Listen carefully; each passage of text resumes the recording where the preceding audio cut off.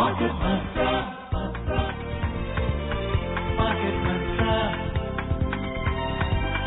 Market Mantra. Market Mantra. Market Mantra.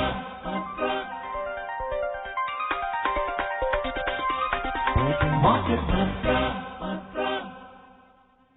Namaskar and welcome to this Monday edition of Market Mantra, the program in which we give you a complete update on the economic news of the day.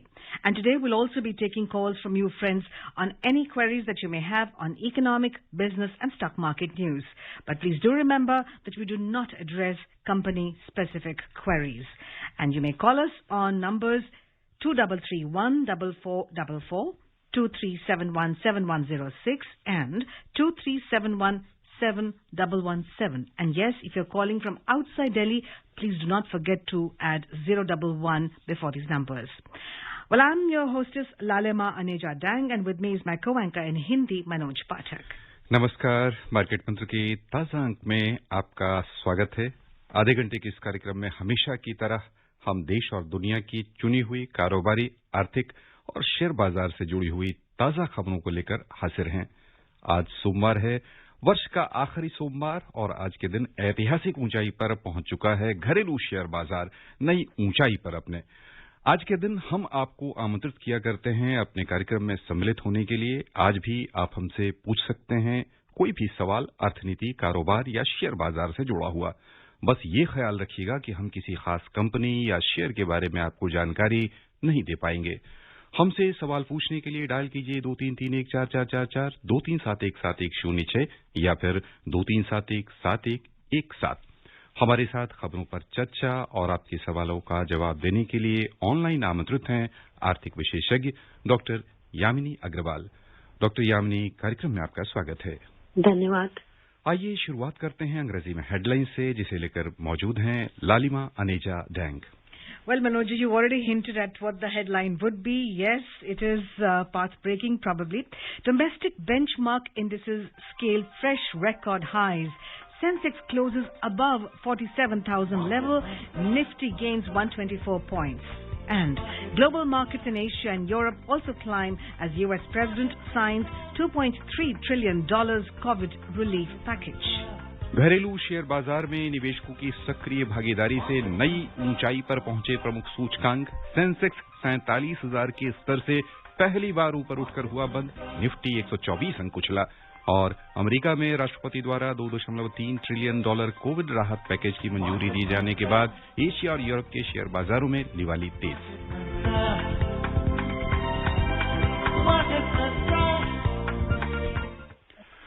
अंतर्राष्ट्रीय बाजारों में सकारात्मक रुख के बीच घरेलू share बाजार में लगातार तीसरे कारोबारी सत्र में आज तेजी बनी रही और सेंसेक्स पहली बार 47,000 के स्तर से ऊपर उठकर बंद हुआ। बॉम्बे स्टॉक एक्सचेंज का सेंसेक्स कारोबार के अंत में 380 अंक यानी 0.8% की बढ़त लेकर 47,354 के नए उच्चतम स्तर पर पहुंच गया। उधर नेशनल स्टॉक एक्सचेंज का निफ्टी 124 अंक यानी 0.9% की बढ़त लेकर अब तक के सर्वोच्च स्तर 13,873 पर बंद हुआ। छोटी और मझोली कंपनियों के शेयरों की लिवाली भी तेज रही।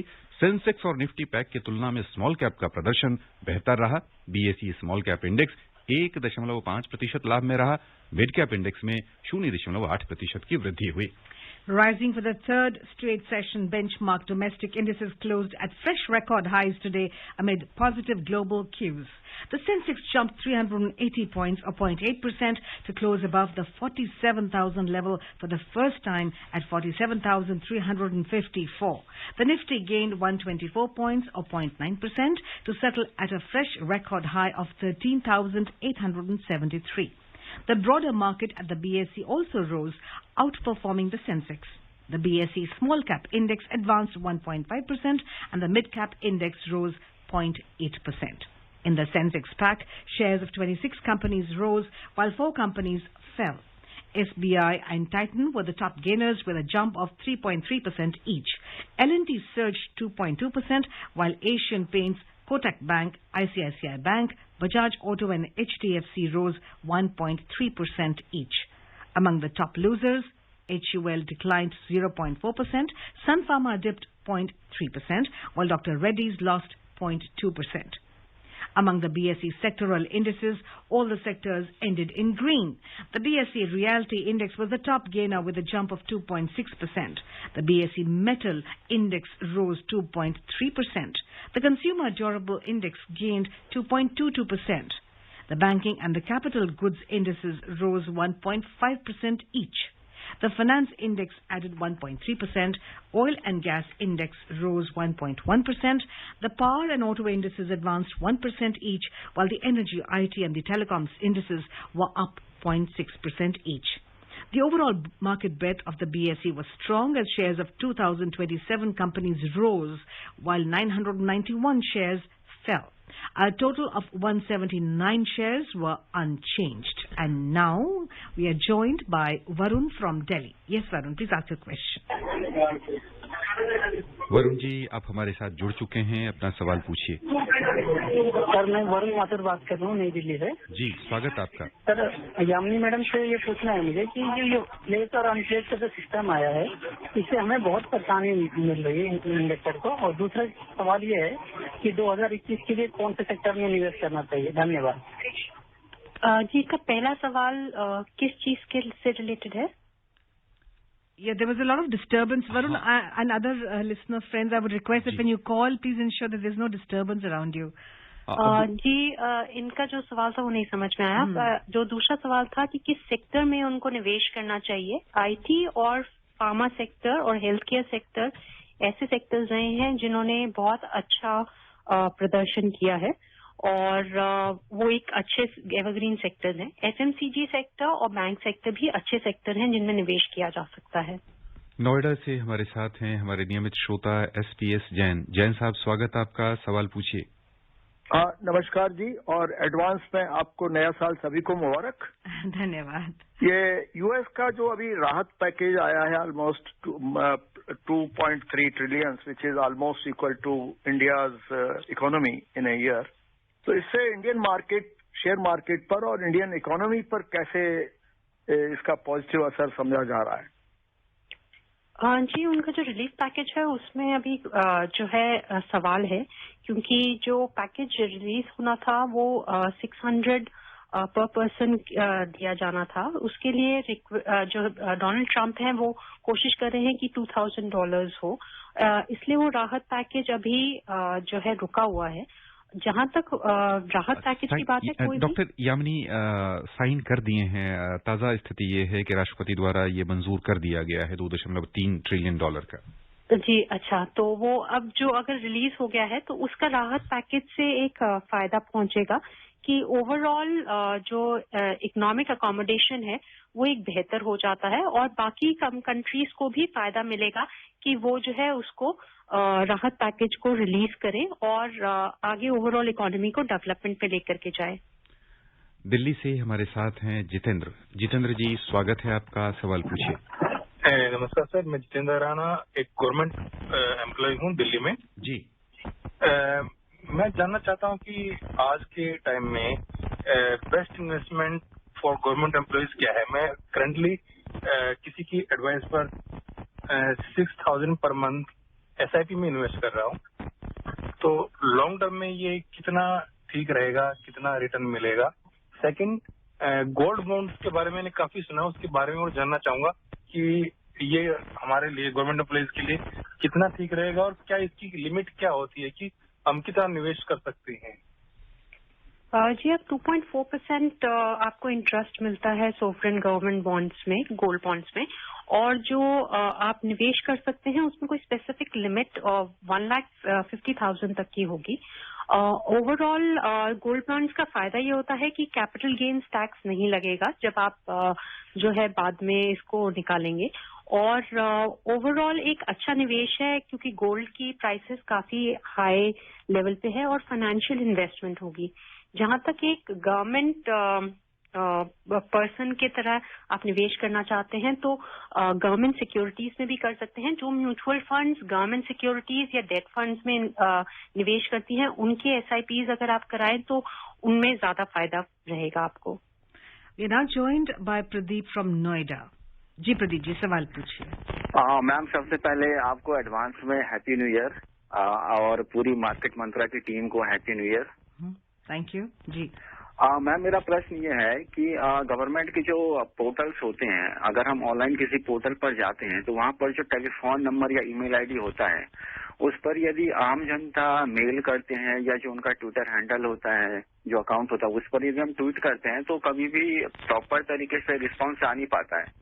और जो हमारी गवर्नमेंट है वो ये कह रही है कि हम ऑप्टिकल फाइबर केबल भी पूरे इंडिया में बिछाएंगे और 5G लाने की बात हो रही है। लेकिन मैम, जब तक एक आम जनता को उनके प्रश्न का उत्तर नहीं मिलेगा तो मुझे नहीं लगता कि प्रॉपर तरीके से जो है वो सरकारी कर्मचारी इसमें हल कर पाएंगे। श्रोताओं, हम आग्रह आपसे करना चाहेंगे कि ये हमारा मार्केट मंत्रा कार्यक्रम अर्थनीति, कारोबार और शेयर बाजार से जुड़ा हुआ कार्यक्रम है। इससे संबंधित आप सवाल पूछें। देश में व्यक्तिगत जीवन में कह लें सार्वजनिक जीवन में अनेक शिकायतें हो सकती हैं, समस्याएं हो सकती हैं, लेकिन इन समस्याओं, शिकायतों के निपटारे के लिए ये मंच बिल्कुल ही उचित नहीं है। ऐसे प्रश्नों का हम स्वागत नहीं करते। आइए आगे बढ़ें। आमंत्रित करें कोलकाता से सुब्रतो को। सुब्रतो, बहुत बहुत कार्यक्रम में आपका स्वागत। सवाल पूछिए। नमस्कार। अच्छा, प्रॉब्लम है, मेरा पिताजी 2000 में different type of mutual fund खरीद किया था, सब 10 रुपीज करके, UTI, pharma health care, MNC, Nifty index. तो आप क्या करेगा? देखिए 20 साल हो गया है, पढ़ाई है, अभी पिताजी नहीं है, सब पढ़ा हुआ है। सेल करने से फिर रुपया कहाँ इन्वेस्ट करेगा? उसके लिए हम काश नहीं करते। क्या करना चाहिए, थोड़ा बोलिए ना जी। अगर आप अभी सेल करते हैं क्योंकि मार्केट्स हाईएस्ट लेवल पे हैं, आपको रिटर्न्स जो क्योंकि आपने काफी साल पहले किया था, उनके NAV के डिफरेंस में आपको वो रिटर्न्स मिल जाएंगे, तो आप बुक प्रॉफिट्स कर सकते हैं जो काफी ज्यादा होंगे, जो लॉन्ग टर्म कैपिटल गेन्स भी माने जाएंगे। और आप उसको निवेश कर सकते हैं। वापस कुछ पैसा आप फिर से म्यूचुअल फंड्स में ही निवेश कर सकते हैं जो गवर्नमेंट सिक्योरिटीज या बॉन्ड्स में निवेश कर रहे हो। आप सोवरेन गोल्ड बॉन्ड में भी निवेश कर सकते हैं। और आप अगर सीनियर सिटीजन हैं तो पोस्ट ऑफिस की सेविंग स्कीम्स भी हैं जो सीनियर सिटीजन्स के लिए स्पेसिफिकली है, उनमें भी निवेश कर सकते हैं जिसपे इंटरेस्ट रेट अच्छा है। All right, we have Mushtaq online from Kolkata, another very regular listener of ours. Yes, Mushtaq जी, सवाल पूछिए। हाँ, very good evening to all. मेरा ये सवाल है, एक कंपनी का EBITDA वो क्या होता है और कितना महत्व रखता है? और दूसरा सवाल है, जो प्राइवेट कंपनीज को ये दिया जाएगा बैंकिंग लाइसेंस, तो वो पब्लिक के लिए कितना सेफ रहेगा? ये दो बातें प्लीज बताइए। Thank you. EBIT, EBDTA ये सब टर्म्स हैं जो अर्निंग्स बिफोर टैक्स या आफ्टर टैक्स होती है। तो EBIT का मतलब है earnings before depreciation and taxes. EBIT का मतलब है earnings before interest and taxes. तो जो भी EBIT, EBDIT है ये उनके लिए यूज होता है।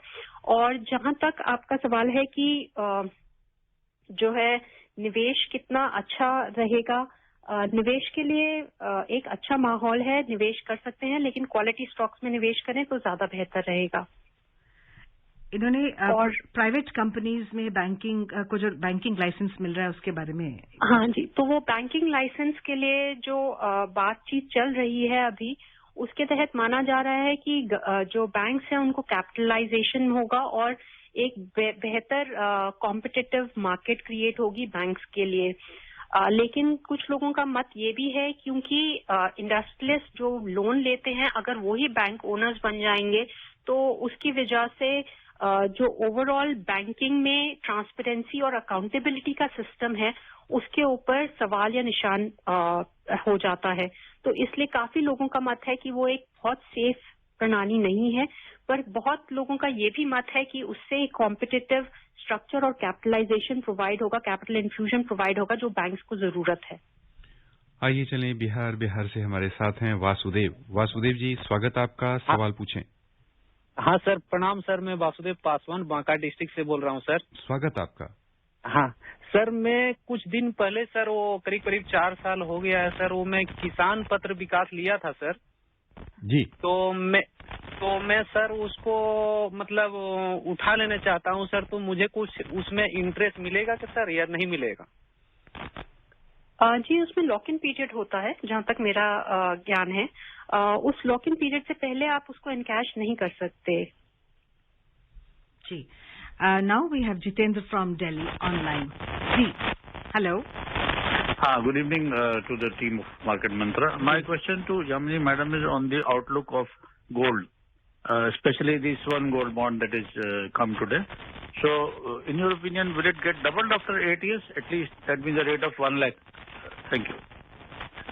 Gold has been a continuous investment vehicle in India as well as outside, and especially this vehicle is being offered as a financial instrument. The gold, and it is going to be redeemed at the gold price which would be available at that time. Since it's a long-term investment, it is believed that gold has been in the historic times been picking up value, and because of that value, gold is likely to have an increased value at the time of the redemption as well. आइए खबरों का सिलसिला हम आगे बढ़ाते हैं और चर्चा शुरू करते हैं शेयर बाजार पर। शेयर बाजार ऐतिहासिक ऊंचाई पर यामिनी जी पहुंच गई हैं। जो प्रमुख सूचकांक हैं वो कह लें कि 47,000 के पार सेंसेक्स पहुंच गया है। निफ्टी भी अपने सर्वोच्च स्तर पर 13,873 यानी लगभग 14,000 के पास पहुंचने वाला है। कुल मिलाकर बाजार अब यहां से लगातार कुलांचे भरता हुआ दिख रहा, क्योंकि 1000 अंक से ऊपर यानी 1100-1200 अंक काफी कम दिनों में पहुंच गया। यह तेजी बरकरार रहेगी बाजार में आने वाले दिनों में? जी देखिए, जो बाजार इस बार पिकअप हुआ है वो इसलिए क्योंकि जो वैक्सीन है उसका मास जो है कंजम्पशन स्टार्ट कर दिया गया है यूरोप में, जो एक ओवरऑल इकोनॉमिक रिकवरी की तरफ जो है एक प्रदर्शन दे रहा है, जिसके तहत एक ऑप्टिमिज्म क्रिएट हो गया है ओवरऑल मार्केट में कि मोस्ट ऑफ द इकोनॉमीज जो है वापस नॉर्मल फेज में आएंगी और रिकवर करेंगी। माना जा रहा है कि बुलिश ट्रेंड है और हो सकता है और ऊंचाई छुए, पर कॉशियस रहना एक बेहतर रहेगा किसी भी इन्वेस्टर के लिए। क्वालिटी स्टॉक्स में इन्वेस्ट करें और मार्केट की ऊंचाई की तरफ सिर्फ देखते हुए उन स्टॉक्स के अंदर निवेश ना करें जो बहुत तेजी से बढ़ रहे हों। All right, we move on with some more news. Well, the U.S. President Donald Trump signed a coronavirus relief and spending package bill, averting a partial government shutdown. President Trump had initially refused to sign the bill, saying he wanted to give people bigger one-off payments. In a statement, Mr. Trump said he was signing the bill to restore unemployment benefits, return airline workers back to work, and add substantially more money for vaccine distribution. The relief package worth $900 billion was approved by Congress after months of negotiation. It is part of a $2.3 trillion spending package that includes $1.4 trillion for normal federal government spending. And now we have online Akbar Ali from Kolkata. जी good evening जी, स्वागत आपका, सवाल पूछें। Good evening जी जी, सवाल पूछें। अच्छा, 50,000 एक स्टेट बैंक का मेरा खाता है जी, तो 50,000 हमको फीस करना है। कितना महीना में मतलब डबल होगा? कितना महीना में डबल होगा? यामिनी जी, ये एक ऐसे सवाल मुझे समझ में नहीं आया। मैं बता रहा हूँ, ये एक ऐसे श्रोता हैं जो 50,000 रुपए निवेश करना चाहते हैं बैंक में, और कितने महीनों में ये दोगुना हो जाएगा इसके संबंध में जानकारी चाहते हैं। बाजार में धन लगाकर या कह लें विभिन्न जो 50,000 रुपए राशि पर निश्चित आमदनी वाला जो सोर्स हो सकता है उसके बारे में यदि आप जानकारी दे सकें। अगर आप सीनियर सिटीजन हैं तो आप पोस्ट ऑफिस स्कीम में निवेश करिए, जिसमें 7.5 से 8% तक की जो है इंटरेस्ट है। अगर आप म्यूचुअल फंड्स में निवेश करना चाहते हैं तो डेट सिक्योरिटीज में निवेश करिए, जिसमें जो आपको गारंटीड रिटर्न तो नहीं मिलता, पर एक रिटर्न जो अवेलेबल हो रहा है वो 8 से 15% तक हो रहा है। डबल की कोई स्कीम नहीं है अभी जिसमें 5 साल में या किसी एक पर्टिकुलर समय में वो आपका पैसा डबल कर रहे हो। निवेश के और भी जगह हैं जहाँ पे आप निवेश कर सकते हैं। आप इक्विटीज में भी निवेश कर सकते हैं, लेकिन उसमें भी म्यूचुअल फंड के द्वारा जाएं तो ज्यादा बेहतर रहेगा, क्योंकि आप नए इन्वेस्टर हैं। आइए चलें मुंबई से हमारे साथ फोन लाइन पर हैं केशव जी, स्वागत आपका, सवाल पूछिए। गुड इवनिंग जी, स्वागत आपका। जो कंपनी से जो डिविडेंड मिलता है मैम, तो वो टैक्सेबल होता है क्या? रिसेंटली एक आईटी कंपनी ने डिविडेंड अनाउंस किया था, तो हमने उसमें बहुत सारा इन्वेस्ट किया था, 2-2.5 लाख तक। तो क्या अभी ऐसा मालूम हुआ है कि वो टैक्सेबल है? तो इसके बारे में थोड़ी जानकारी चाहिए। थैंक यू जी। डिविडेंड इनकम्स अब टैक्सेबल हैं। Alright, now we have R S. Dahiya from Delhi. जी दहिया साहब, आप हमारे साथ जुड़ चुके हैं, स्वागत आपका, सवाल पूछें। नमस्कार सर। नमस्कार, आप अपने रेडियो की आवाज धीमी कर दें बिल्कुल। Okay.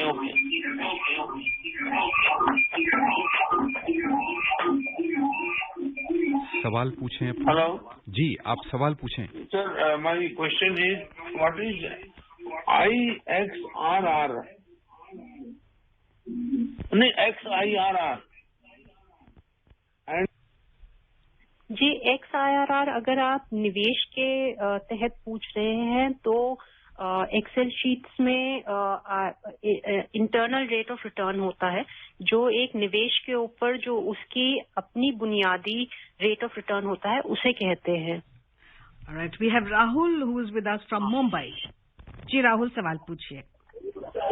Good evening. I just would like to know, in the media newspaper, they say by 2025, India will be on the top 5 economies and all those things. So how do they calculate? There are many national disasters or COVID kind of thing, or there might be some big scam, or there might be some any other financial insecurity or kind of thing. On what basis do they calculate 2025 में India की economy यहाँ पर पहुँच जाएगी? One is on the GDP and the other is on the growth rates which are there. So it has been recognized that India and China have been the emerging nations based upon their GDP growth rate and the growing GDP. आइए चलें गाजियाबाद से हमारे साथ हैं phone line पर गौरव जी, स्वागत आपका, सवाल पूछिए। नमस्ते यामी जी, नमस्ते market Mantra team. What is the economic growth expected in 2020-21 and 21-22? What is the realistic estimate for our growth? Can we achieve double-digit growth in next 2 to 3 years for that $1 trillion dream of our respected PM? Or it is just a target, not achievable? आपको क्या लगता है? Thank you. Ji, contraction पिछले quarter में और इस quarter में जो है काफी रिडक्शन आई है। इस क्वार्टर में कोविड की वजह से और जो इकोनॉमिक रिकवरीज हुई है कोविड की वजह से पिछले क्वार्टर में अबाउट 24% के आसपास रिडक्शन थी, और इस क्वार्टर में माना जा रहा है कि वो कंट्रैक्शन 7.5% to 8% के आसपास होगी। आगे आने वाले सत्रों में या आगे आने वाले क्वार्टर्स में जो है वो कंट्रैक्शन और रिड्यूस होएगी, और ये भी साझा किया जा रहा है कि वो आगे ग्रोथ रेट में कन्वर्ट होगी। 2022 के आसपास जो अनुमान लगाए जा रहे हैं काफी इंटरनेशनल एजेंसीज IMF द्वारा, वो माना जा रहा है कि 8 से 9% भी ग्रोथ हो सकती है। और देखा जा रहा है क्योंकि ओवरऑल बहुत सारे रिफॉर्म्स लाए गए हैं इकोनॉमी में, जैसे GST और बहुत सारे लॉन्ग टर्म रिफॉर्म्स, जिसकी वजह से इनफॉर्मल इकोनॉमी फॉर्मलाइज हुई है और काफी ईज ऑफ बिजनेस हुआ है। उसकी वजह से ओवरऑल इकोनॉमी में एक ग्रोथ इम्पेटस है, और आत्मनिर्भर अभियान और बहुत सारे मुद्रा योजना और बहुत सारी योजनाओं की वजह से और रिफॉर्म्स की वजह से ग्रोथ देखी जा सकती है। कोविड की वजह से पुशबैक हुआ है कुछ 2 क्वार्टर्स में, पर आगे आने वाले सत्र में क्योंकि वैक्सीन आ गई है, मास डिस्ट्रीब्यूशन भी स्टार्ट हो गया है और वैक्सीन के आने की उम्मीद है, तो एक बेहतर जो है ग्रोथ रेट हो सकती है। आइए चलें कोलकाता से हमारे साथ हैं फोन लाइन पर। हेलो जी, स्वागत आपका, सवाल पूछिए। तो मैंने ये SBI का 2 प्लान है, एक है SBI cost bond fund regular growth for 1625, another one is SBI equity regular hybrid fund regular growth for 15 53.25. How is this true? जी म्यूचुअल फंड्स पे एक जो है संडे के दिन प्रोग्राम होता है, आप उस दिन ये स्पेसिफिक क्वेश्चन वहां पूछे तो आपको बेहतर जवाब मिलेगा। जब भी निवेश करें म्यूचुअल फंड्स में, माना जाता है कि इक्विटी फंड्स में ज्यादा रिस्क रहता है, और क्योंकि ज्यादा रिस्क रहता है तो ज्यादा रिटर्न दिया जाता है। डेट फंड्स में रिस्क थोड़ा कम होता है, रिस्क होता है लेकिन कम होता है, और उनका रिटर्न थोड़ा कम होता है इक्विटीज से। Right, we move on to Bihar, where K.C. Chaudhary is with us online. Hello. जी मैं केसी चौधरी। जी सवाल पूछिए। मैं रिटायर्ड प्रिंसिपल हूँ और ब्लाइंड हूँ जी। ब्लाइंड पर्सन डीमैट अकाउंट खोलकर उसको ऑपरेट कर सकता है कि नहीं कर सकता है? जी बिल्कुल, आप डीमैट अकाउंट खोल करके ट्रेडिंग कर सकते हैं। आप अपने स्टॉक ब्रोकर को बता सकते हैं कि आपको क्या बेचना है और क्या खरीदना है। ट्रेडिंग अकाउंट चाहिए होगा आपको उसके लिए, और आप जो है इन्वेस्टमेंट्स कर सकते हैं स्टॉक्स में। आइए अब चलें वैश्विक बाजारों की ओर। सबसे पहले नजर डालते हैं एशियाई शेयर बाजार पर, जहां कुल मिलाकर आज तेजी दिखी है। अमेरिका के राष्ट्रपति डोनाल्ड ट्रंप द्वारा $2.3 ट्रिलियन खर्च पैकेज पर हस्ताक्षर किए जाने तथा ब्रिटेन और यूरोपीय यूनियन के बीच समझौता होने की खबरों का बाजार पर आज अनुकूल असर दिखा है। हालांकि कुछ स्थानों पर बिकवाली भी हुई है। दक्षिण कोरिया का कोस्पी 1.7% उछलकर नए उच्चतम स्तर पर बंद हुआ। जापान का निक्केई 225 सूचकांक 0.7% बढ़कर लगभग 3 दशक के सर्वोच्च स्तर पर बंद हुआ। बेहतर औद्योगिक लाभ के आंकड़ों से चीन के शंघाई कंपोजिट इंडेक्स में भी वृद्धि हुई। उधर बिकवाली के दबाव में हांगकांग का हेक्सिंग सूचकांक 0.3% घाटे में रहा। सिंगापुर का स्ट्रीट्स टाइम्स इंडेक्स 0.1% नीचे आ गया। यूरोपीय बाजारों में समाचार लिखे जाने तक लगातार चौथे सत्र में तेजी थी। अंतर्देशीय कारोबार में जर्मनी का डेक्स 1.4% ऊपर था। फ्रांस के कैक 40 में लगभग 1% की बढ़त थी। उधर लंदन का शेयर बाजार बॉक्सिंग डे के उपलक्ष्य में बंद रहा। आइए हम सीधे आमंत्रित करते हैं अपने श्रोता आशीष गाजियाबाद से। आशीष जी हमारे साथ हैं। स्वागत आशीष आपका। Hello sir. जी स्वागत आपका, सवाल पूछें। मैं सर ये चीज पूछना चाहता था, जैसे कोई व्यक्ति फ्रेशर है और वो नया जॉब चालू किया उसने एनसीआर में जी, तो उसने अभी तक कोई भी सोशल सिक्योरिटी की अगर कोई चीज नहीं की है तो उसको पहले क्या चॉइस करना चाहिए? तो एक चीज सर। जी आपने नया बिजनेस स्टार्ट किया है?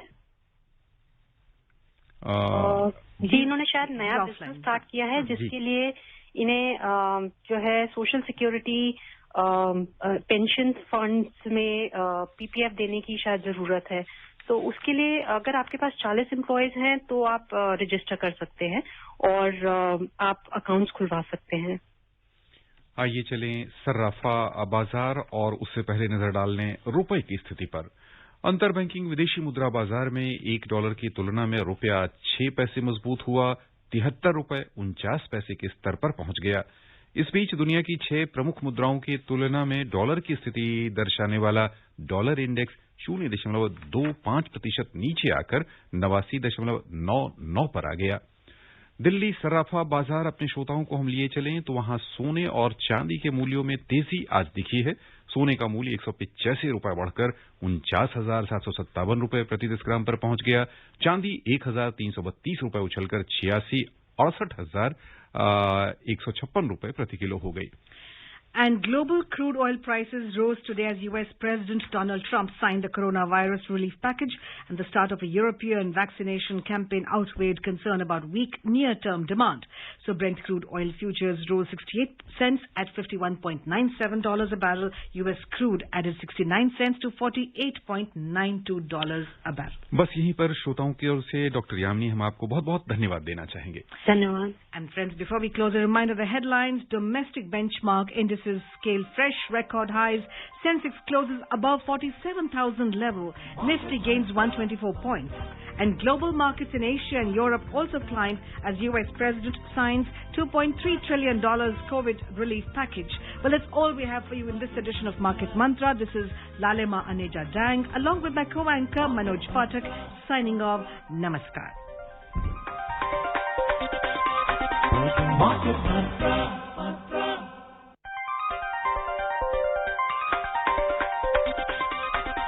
Market Mantra.